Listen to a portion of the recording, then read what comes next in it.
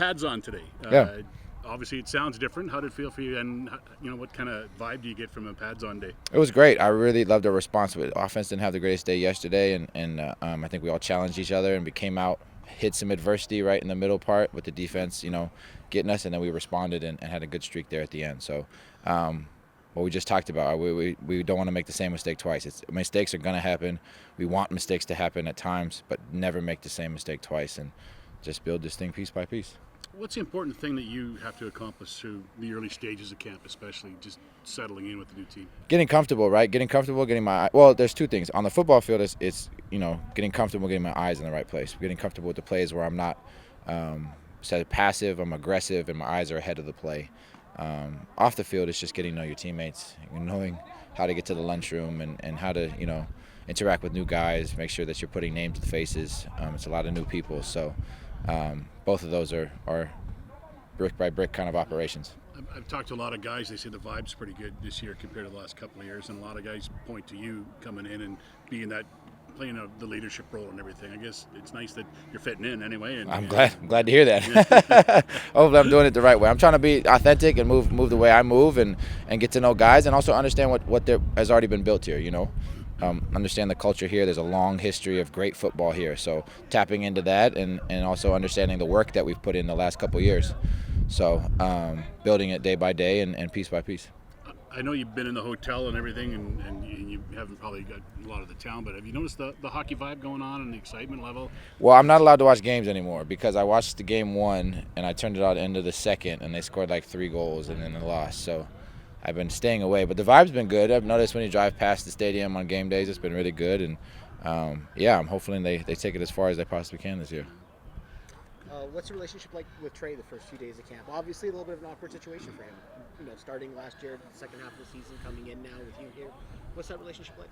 I don't notice any awkwardness. I love working with Tre. I love his potential, and he's a huge reason why I've come here, right? You can see what he represents and why it's important to have great Canadian talent in this league. So I love the opportunity to play my best and help take this team someplace and also give everything I possibly can to Tre. I hope I've been a resource for him. I think our relationship is growing, and I'll continue to be there for him and to move authentically.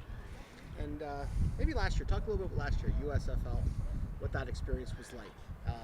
Neutral site games, things like that. And what was that like playing for New Orleans, but being in Birmingham? Yeah, I mean, that was a made-for-TV product, right? So I think they did a good job. They had a lot of resources behind them, but it was very much made-for-TV product.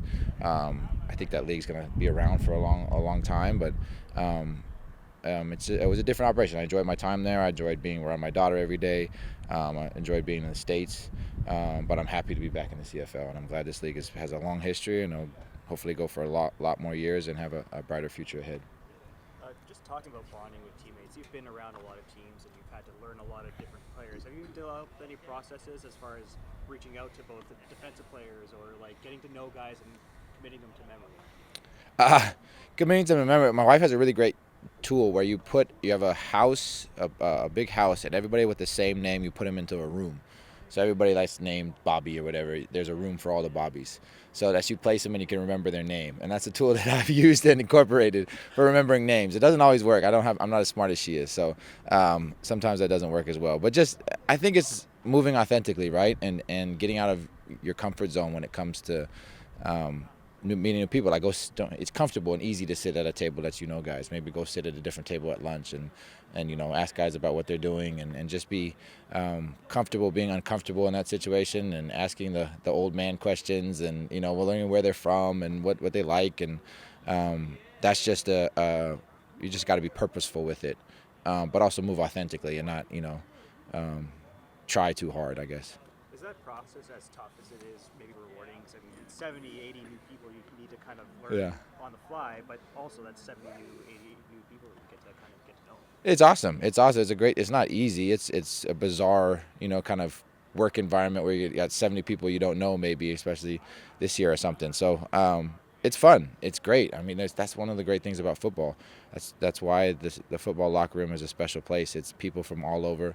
You got every different kind of person in the world in this place, in this building, different languages, different cultures, different states, different countries, and everyone brings an experience with them, and then there's value in all those experiences. And when those experiences come together and they bring what they've brought and they interconnect that with an identity and a culture here, that's when a team it can be special. But that has to be built over time, and it's a process as much as anything. But that's the beauty of football. It's a really melting pot of people. So is there anything that doesn't go in the donair, or do you get it loaded up? I don't know if I'm sacrilege here. I'm not a big fan of the sweet sauce, so I like spicy more than sweet. I hope I'm not hurting anyone's feelings here, or I'm breaking code.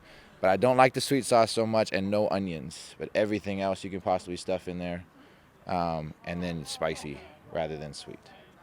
Right. Thanks for Absolutely, appreciate it. absolutely.